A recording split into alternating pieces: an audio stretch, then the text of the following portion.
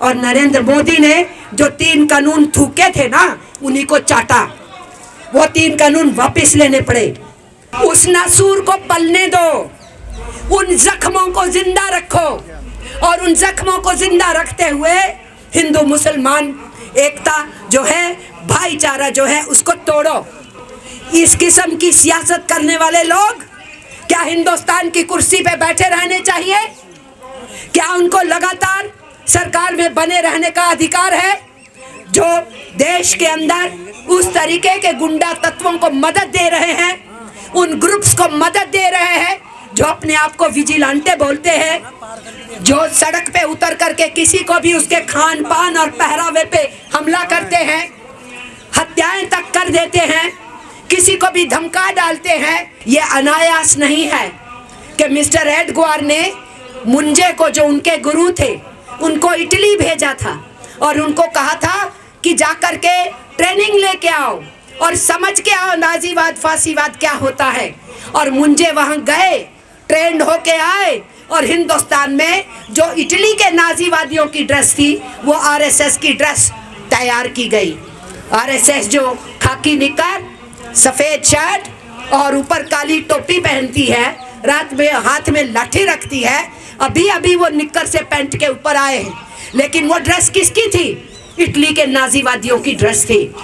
इसलिए ये कोई मामूली बात नहीं है कि हम नारे लगाने के लिए जंतर मंतर पे आ जाते हैं, जिंदाबाद मुर्दाबाद करते हैं, बस वही हमारा काम है। नहीं, ये अहद है, ये हमारी 1925 की कसम है। जब कम्युनिस्ट पार्टी बनी थी, इस देश को आज़ाद कराएंगे, आज़ादी होगी तो उसकी हिफाजत करेंगे।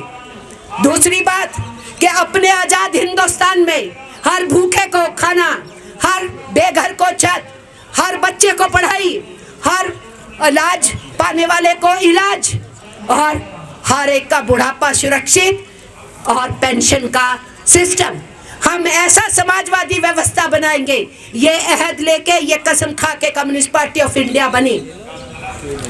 आज अगर मोदी की सरकार इलेक्शन कमीशन को ऐंठ करके जो मर्जी कराती हैं, सरकार के जितने भी अदारे हैं, इंस्टीट्यूशंस हैं, उनका गलत इस्तेमाल करती हैं, अपोजिशन की आवाज़ बंद करने की प्रयास करती हैं, कोई भी विरोध करे उन पे केस ठोकती हैं और वो ये समझते हैं हमने बहुत बड़ी तोप चला दी, के पैसे से तुमको कैसे दे दें। और बोलते हो इकोनॉमी बहुत सुदृढ़ चल रही है, लूट का राज बना रखा है, इकोनॉमी को सुदृढ़ कह रहे हैं।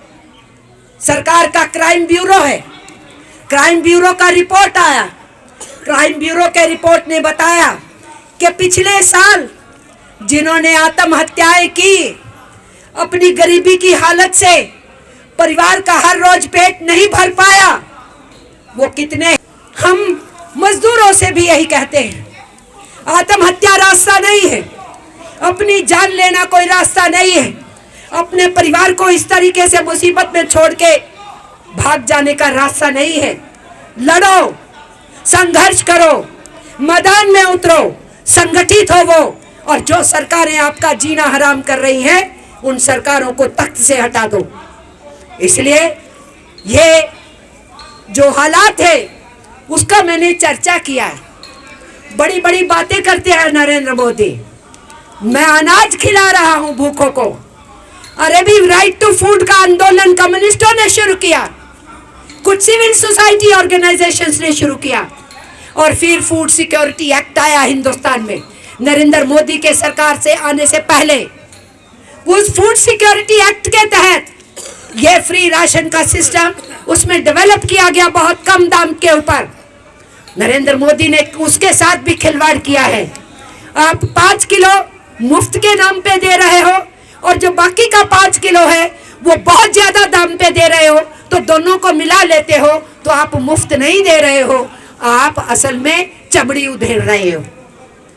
वो भी मोदी ने कानून नहीं बनाया, मोदी की सरकार ने फूड सिक्योरिटी एक्ट के तहत जो चल रहा था उसी को कंटिन्यू किया और उसके बाद उसमें भी भांजी मार दी, उस पे भी डेंट गाड़ दी, उसकी पीठ पे भी छुरा घोंप दिया और कहते हैं कि बहुत लबालब लोग प्रसन्न हैं, बेहाल है।